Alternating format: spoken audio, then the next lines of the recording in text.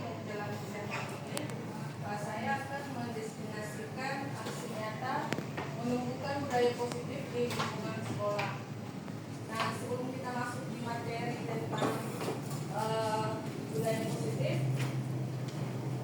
saya akan memberikan satu refleksi tentang cobalah buka, yaitu menjaga kendali dalam situasi tantangan. Jadi coba kita jawab pertanyaan yang ada di situ. Apakah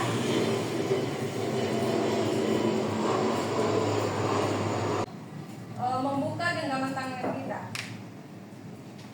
Kita bayangkan bahwa kita menggenggam sesuatu, lalu ada teman kita yang berusaha untuk membuka genggaman itu, dan kita juga berusaha sekuat tenaga untuk tidak membuka genggaman tersebut. Lalu pertanyaan dalam kepala tangan saya ada sesuatu yang sangat berharga untuk saya buka. Tentunya saya berusaha dengan sekuat tenaga untuk untuk tidak membuka kepala tangan itu supaya apa yang berharga yang saya buka dengan alasan begini-begini, saya menutup dengan alasan begini-begini. Nah, ketika kita membuka tangan kita, maka ada momen bahwa kita kehilangan kendali.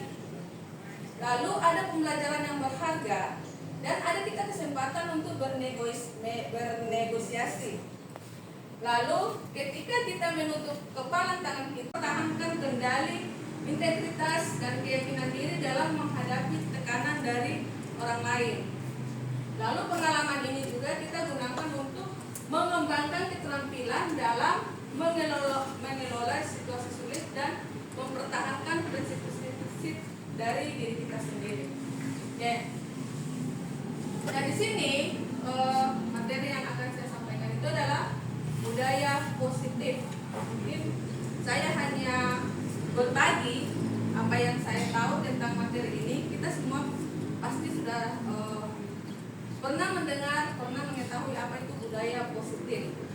Jadi budaya positif itu merupakan perwujudan dari nilai-nilai atau keyakinan universal yang diterapkan di sekolah sebagai suatu proses memerdekakan dirinya sehingga siswa dapat mandiri dan bertanggung jawab sebagai hasil daripada berpikir, bertindak, dan mencipta. Maka siswa perlu untuk menumbuhkan budaya positif dalam dirinya. Mungkin ada teman-teman yang tahu atau pernah mendengar apa itu budaya positif?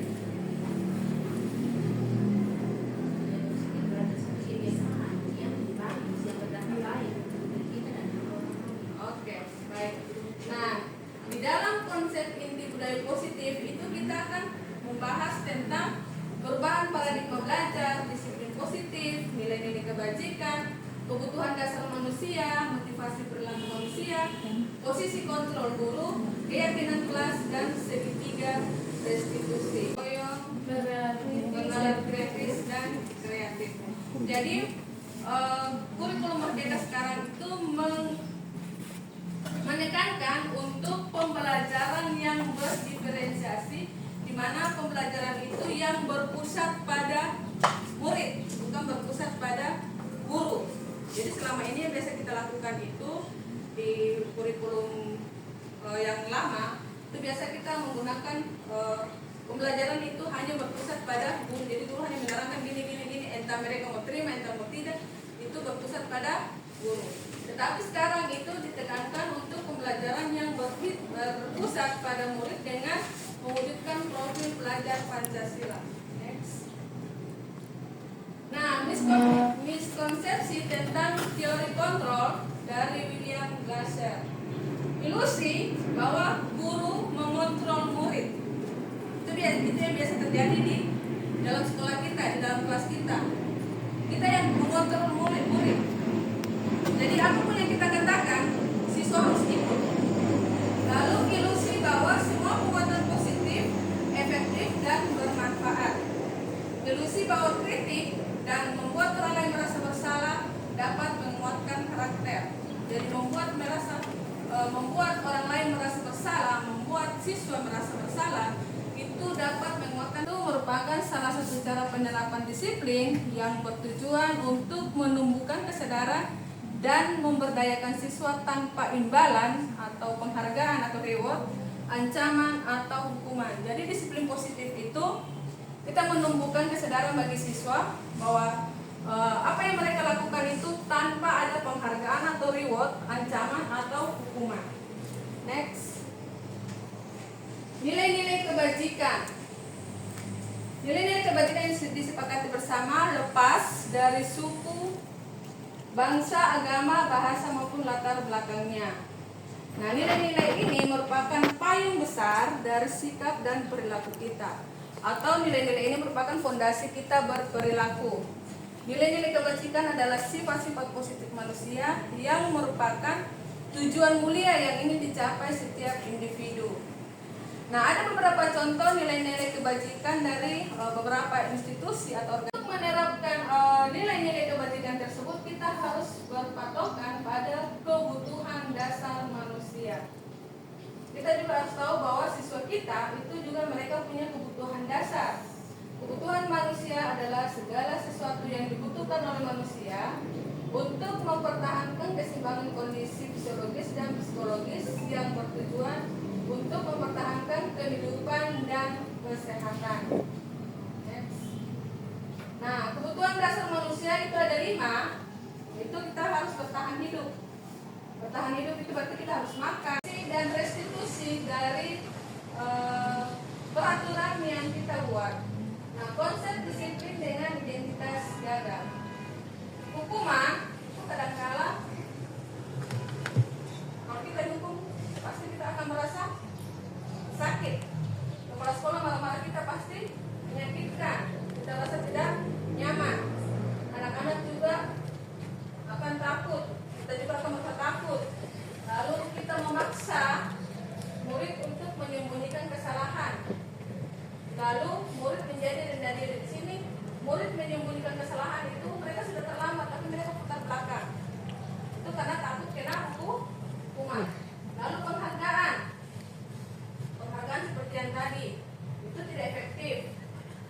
Lalu merusak hubungan, sifat iri, karena dia selalu mendapat penghargaan, selalu dapat reward. Artinya teman-teman yang lain itu akan merasa iri atau merasa sirik dari hati. Lalu mematikan kreativitas, dia tidak bisa berkembang. Oh, saya datang terlambat, saya datang tepat waktu. Jadi pada saat itu saja, pada saat datang ke sekolah saja dia tepat waktu. Tapi untuk kegiatan yang lain dia tidak akan tepat waktu, karena di tempat itu dia tidak mendapat hadiah. Lalu menghukum dengan sistem ranking, merampas hak menghargai dirinya. Next. Lalu konsep disiplin dengan identitas yang sukses. Jadi kalau misalnya kita memberikan konsekuensi itu penguatan jangka pendek. Lalu perlu monitoring berkelanjutan, stimulus atau respon, murid menghormati peraturan, kehilangan waktu untuk merenung kesalahan. Jadi segala sesuatu yang kita buat itu harus ada konsekuensinya. Oh, terlambat berarti konsekuensinya apa? Tidak mengerjakan tugas berarti konsekuensinya apa?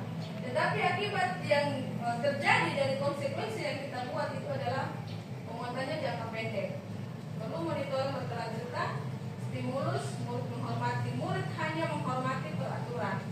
Lalu kehilangan waktu untuk merenung kesalahan. Jadi pada saat itu saya sudah dapat hukuman. Jadi dia sudah nanti yang berikut lagi dia buat lagi. Lalu restitusi. Restitusi itu murid bertanggung jawab untuk perilakunya, fokus pada pemecahan masalah jangka panjang, murid menghormati dirinya dan orang lain, teori kontrol seperti yang tadi kita sampaikan, kita tadi lakukan, dirinya memegang kontrol, lalu murid bersemangat memperbaiki kesalahan. Next. Nah, pendekatan restitusi seperti yang kemarin ada yang punya modul apa itu restitusi. Restitusi adalah proses menciptakan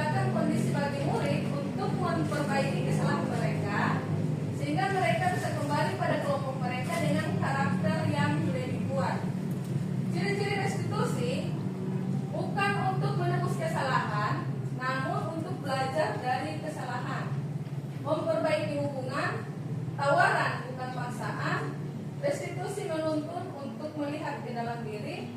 Restitusi mencari kebutuhan dasar yang mendasari tindakan. Restitusi diri adalah cara yang paling baik. Restitusi fokus pada karakter, bukan tindakan.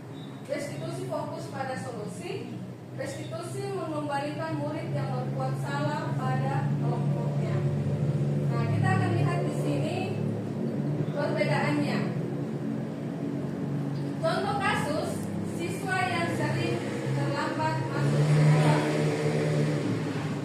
Untuk siswa yang sering terlambat masuk sekolah, kita akan memberi hukuman. Guru menghukum siswa tersebut dengan lari 30 kali. Seperti yang biasa kita lakukan, itu hukuman. Guru marah, mengancam, dan siswa menjadi takut karena kita sudah marah, kita ancam.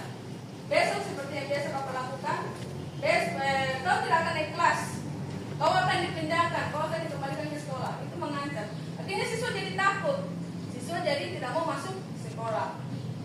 Lalu kalau konsekuensi, guru memberikan konsekuensi dengan lari sebanyak 30 kali keliling lapangan. Kalau kita sudah membuat suatu keyakinan, suatu aturan bahwa kalau kalian tidak mengerjakan tugas, kalian terlambat ke sekolah, maka konsekuensinya seperti ini.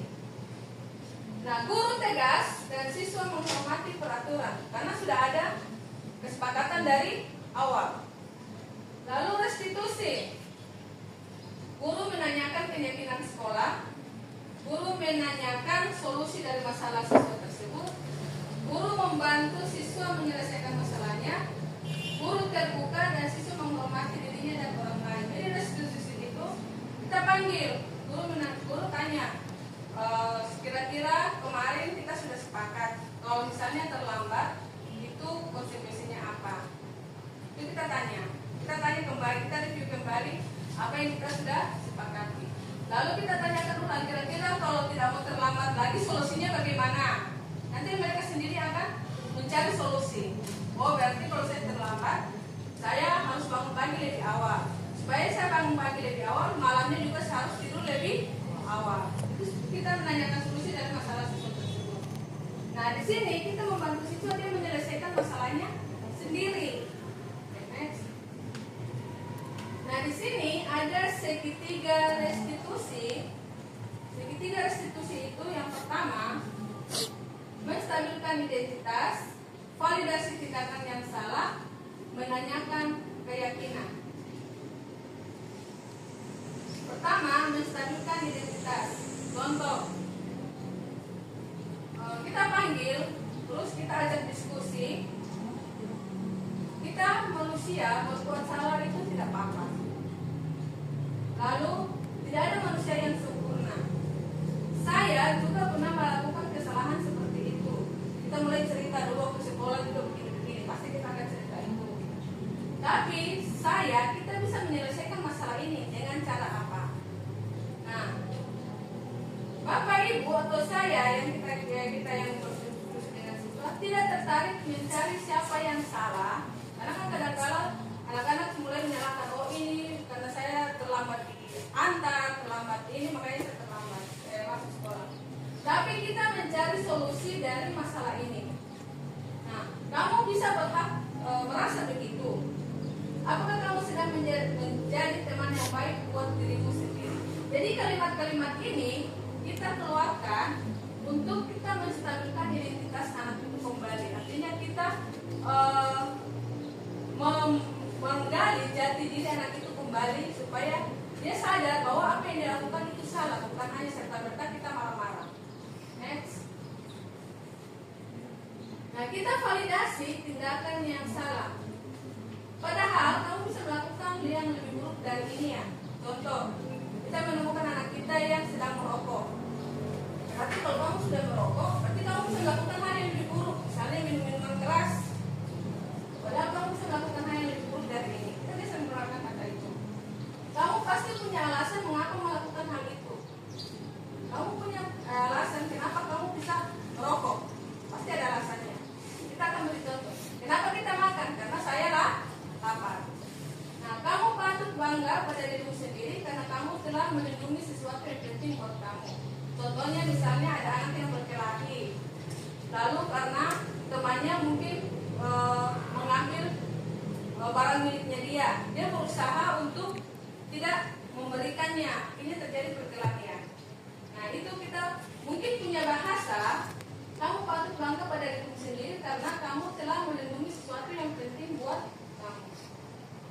Lalu, kamu boleh mempertahankan sikap itu, tapi kamu harus menambahkan sikap yang baru. Contohnya kalau misalnya kita punya anak-anak, kalau mereka punya nilai jelek, kadang-kadang kita bilang begini, kenapa aku punya nilai jelek begini kan? Nah, mungkin kita bisa mengeluarkan bahasa yang lebih halus. Ini sudah bagus, tapi mungkin bisa diperbaiki lebih baik lagi. Seperti itu. Next. Lalu kita menanyakan keyakinan. Apa yang kita percaya sebagai kelas atau keluarga? Artinya begini. Apa yang sudah kita sepakati sebelumnya? Lalu apa nilai-nilai umum yang telah kita sepakati? Kalau misalnya anak tersebut dia terlambat mengumpulkan tugas, dari awal kan kita sudah kasih tahu. Kamu kalau terlambat mengumpulkan tugas berarti konsekuensinya seperti ini. Nah, pada saat mereka terlambat mengumpulkan tugas, kita akan tanya kesepakatan kita dari awal itu seperti apa. Lalu nilai-nilai apa atau hal-hal apa yang telah kita sepakati. Nah, coba kamu bayangkan kira-kira kalau kamu bisa membuat tugas semua mata pelajaran itu selesai tepat waktu, itu kira-kira bagaimana? Kamu ada punya perasaan apa? Apa kamu ada perasaan tenang, nyaman, atau gelisah, atau apapun itu? Lalu kita tanyakan, kira-kira kalau kamu punya kelakuan seperti ini terus, tidak mengumpulkan tugas tepat waktu, kamu mau jadi orang seperti apa? Oke, next. Nah, di sini setelah kita mempelajari ketiga restitusi tersebut, kita akan berada pada 5 posisi kontrol guru. Nah, di sini ada penghukum, si pembuat merasa bersalah, sebagai teman, lalu pemantau dan manajer. Jadi ini posisi kontrol guru yang biasa melekat di diri kita. Nah, kita sebagai penghukum nih, dengan suara tinggi, rasa tubuhnya mata kita melotot, lalu jari menunjuk atau menghardik, terlambat lagi. Biasanya kita gitu, kamu terlambat lagi, selalu datang terlambat. Kapan bisa datang tepat waktu? Tanyakan kepada diri kita sendiri, refleksi. Bagaimana perasaan murid bila guru berbicara seperti itu pada saat muridnya datang terlambat? Hasilnya, kemungkinan murid akan marah dan mendendam atau bersifat agresif. Bisa jadi sesudah kembali duduk, murid tersebut akan mencoret-coret bukunya atau meja tulisnya. Lebih buruk lagi, sepulang sekolah, murid mungkin melihat motor atau mobil bapak ibu guru dan akan menggores kendaraan tersebut dengan paku. Mungkin karena untuk pelampiasan rasa marahnya tadi. Lalu posisi kontrol yang berikut itu sebagai pembuat merasa bersalah. Dada suara memelas atau halus, sedih, lalu bahasa tubuh merapat pada anak-anak. Misalnya, Adi, kamu ini bagaimana ya? Kamu sudah berjanji dengan ibu tidak akan terlambat lagi. Kenapa kamu ya senang sekali mengecewakan ibu? Ibu benar-benar kecewa sekali. Kadang-kadang bahasa ini juga keluar. Kamu tidak kasihan kan melihat ibu marah-marah terus, suara keras sama kalian. Itu bahasa-bahasa itu yang membuat si pembuat itu dia merasa bersalah. Hasilnya murid akan merasa bersalah. Bersalah telah mengecewakan ibu atau bapak gurunya. Lalu murid akan merasa gagal murid akan menjadi orang yang gagal dan tidak sanggup membahagiakan orang lain. Dia sudah merasa saya tidak bisa menyenangkan ibu guru, saya tidak bisa membahagiakan ibu guru. Kadangkala sikap seperti ini lebih berbahaya dari sikap penghukum karena emosi akan tertanam rapat di dalam hati murid-murid. Nah, ini murid itu akan merasa tertekan dan tiba-tiba akan suatu saat akan meletus amarahnya, dan ini bisa menyakiti diri sendiri atau orang lain. Ini yang kadang-kadang orang bilang diam-diam makan dalam ya. Jadi kalau kita marah, diam saja, tapi sekali waktu dia akan berbeda. Lalu posisi kontrol yang ketiga itu adalah sebagai teman. Nah, kadang-kadang ini juga kita lakukan. Suara ramah, akrab, kita bercanda, lalu kita merapat pada murid, lalu kita senyum-senyum, kita sampaikan bahwa tadi, ayolah, bagaimana sih kamu? Kemarin kamu sudah janji ke Bapak bukan? Kenapa terlambat lagi? Sambil tertawa ringan. Ya sudah, tidak apa-apa, di sana dulu. Nanti Pak Guru bantu kamu ini sambil senyum-senyum. Nah, bagaimana perasaan murid dengan sikap guru seperti ini? Murid itu akan merasa senang dan akrab dengan guru. Ini termasuk dampak yang positif. Hanya di sisi negatif, murid menjadi tergantung pada guru tersebut. Bila ada masalah, dia merasa bisa mengandalkan guru tersebut untuk membantunya.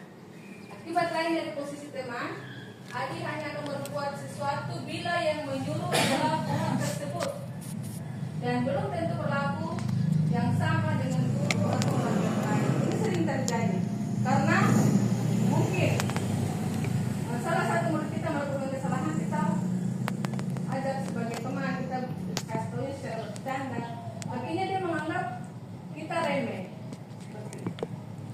Yang berikut itu adalah posisi kontrol guru pemantau.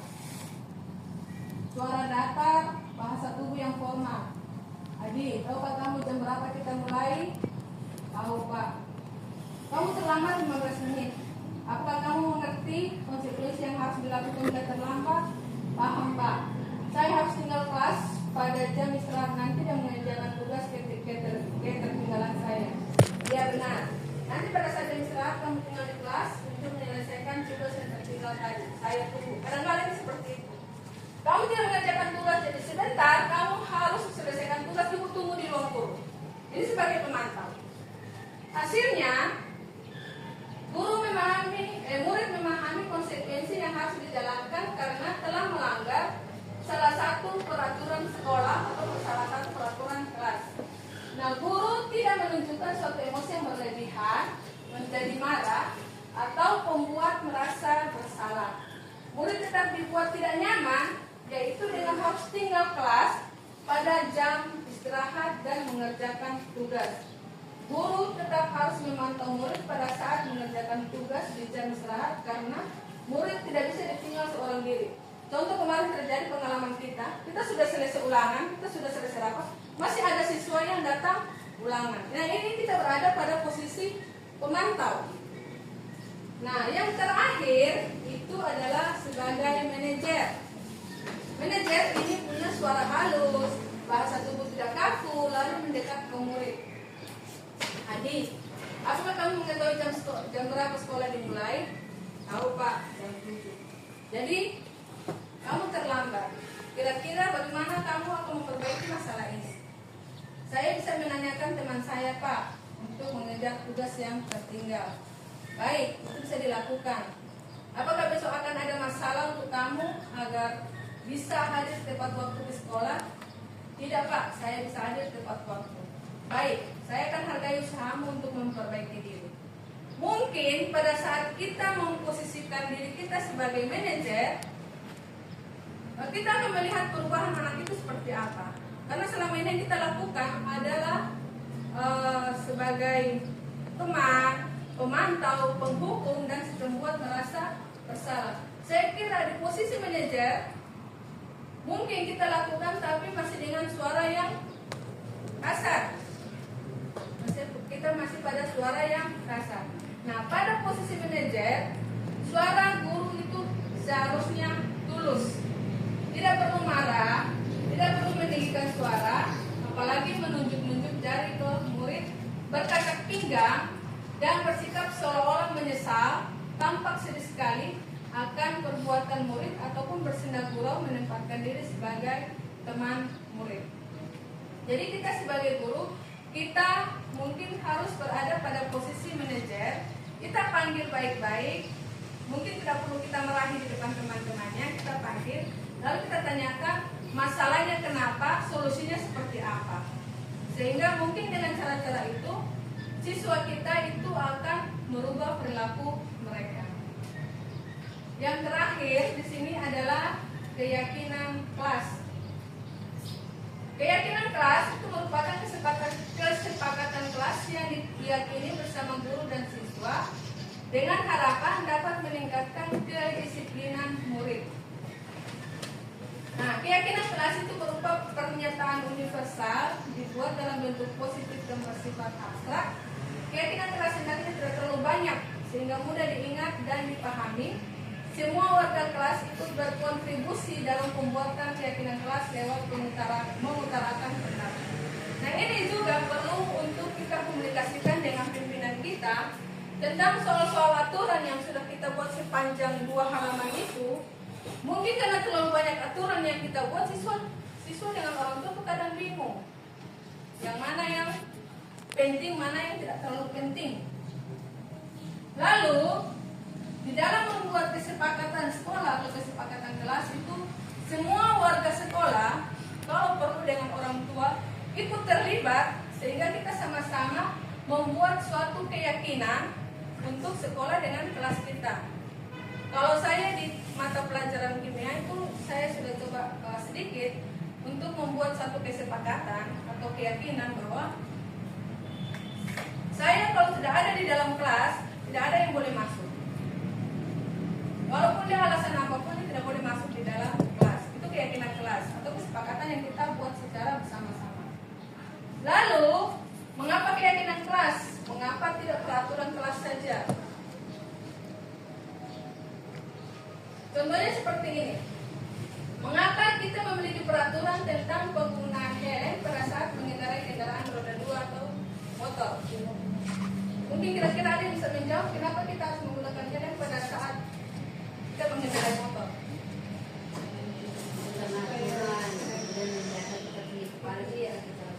Kita menjaga kesehatan. Kita menjaga keselamatan.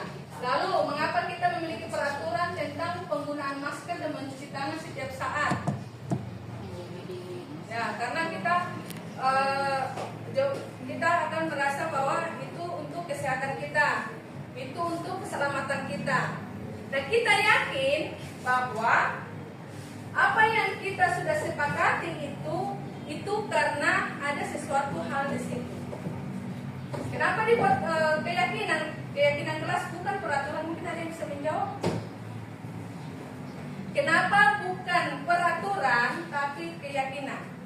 Peraturan itu dibuat untuk dilanggar. Kebanyakan demikian. Mengapa keyakinan kelas? Mengapa tidak peraturan kelas saja? Kalau peraturan kan tidak semua mesti bisa mengikuti. Tapi kalau sudah keyakinan kan tentunya itu sudah bisa melakukan. Iya. Yakin. Karena kenapa kita tidak buat peraturan? Karena peraturan itu kadang-kala anak-anak mau coba-coba. Tetapi kalau kita membuat keyakinan kelas, kita percaya bahwa apa yang kita buat itu kita yakin bahwa itu ada sesuatu di baliknya. Contohnya seperti ini. Kenapa kita harus memakai helm pada saat mengendarai kendaraan bermotor? Karena kita yakin bahwa kalau kita memakai helm, kita yakin pasti kita akan selamat. Kenapa kita harus memakai masker dan mencuci tangan? Karena kita yakin dengan memakai masker dan mencuci tangan kita akan menjaga kesehatan.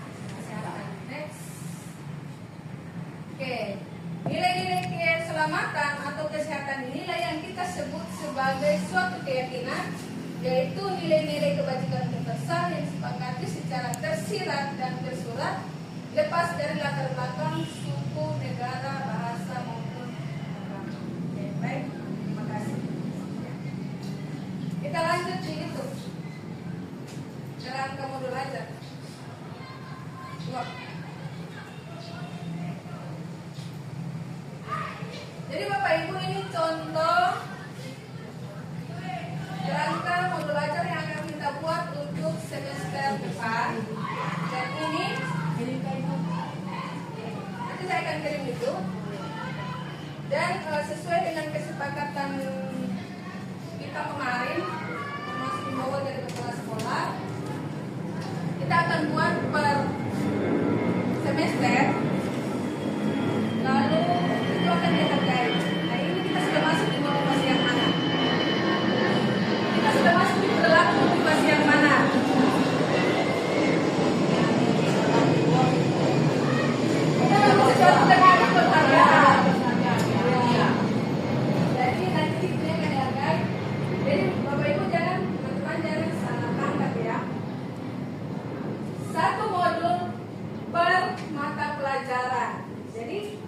misalnya sejarah Indonesia, berarti sejarah Indonesia kelas 10, 11, 12 itu 250. Karena kemarin memang ada sempat yang tanya lagi, Bapak apakah itu per kelas? Jadi dia per mata pelajaran untuk semua jenjang.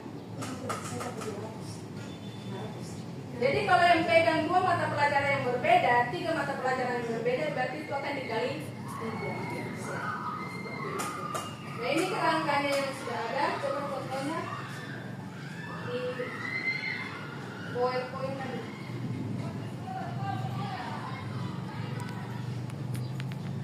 Nah ini salah satu contoh yang kami sudah buat, yang kami buat di MGP. Jadi di situ ada informasi umum. Misalnya dia di fase apa? Fase itu kan kelas. Lalu jenjangnya SMA. Lalu perkiraan siswa. Kita kan sedikit. Model pembelajarannya itu seperti apa? Tatap muka, daring, kita tatap muka ya. Lalu alokasi waktunya berapa? 4 kali 45 menit. Jadi materi atom dan kehidupan sosial molekul itu bisa dilaksanakan dalam waktu 4 kali 45 menit. Berarti 2 kali pertemuan. Karena sekali pertemuan kan 2 kali 45. Atau mungkin ada yang langsung 3 kali 45 itu bisa langsung sampai proses. Lalu di situ ada profil pelajar Pancasila. Kira-kira di materi ini itu bisa masuk dari ketujuh profil pelajar Pancasila tersebut. Misalnya tentang atom itu bisa dia masuk bernalar kritis. Bernalar kritis berarti dia bisa mengidentifikasi, mengklarifikasi dan menganalisis informasi yang relevan serta memprioritaskan beberapa gagasan tersebut. Itu dia berpikir kritis. Lalu mandiri, bergotong royong. Jadi untuk materi atom yang tadi itu ada 3 profil pelajar Pancasila di dalamnya yang kita harapkan. Lalu sarana prasarana ini kan 4 kali 45 menit, berarti ini 2 kali pertemuan. Pertemuan 1, alat dan bahan untuk simulasi. Jadi pada saat pertemuan 1 itu saya membutuhkan apa? Apakah saya membutuhkan carta,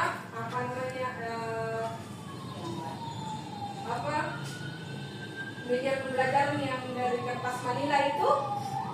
Lalu apakah saya menggunakan print out yang kita sudah print lalu kita bagikan? Nah, apakah kita menggunakan itu? Atau kita menggunakan fokus? Atau kita menggunakan media ajar yang lain, misalnya buku paket atau mungkin ada bahan bacaan yang kita berikan. Lalu pertemuan kedua, print out lembar kerja.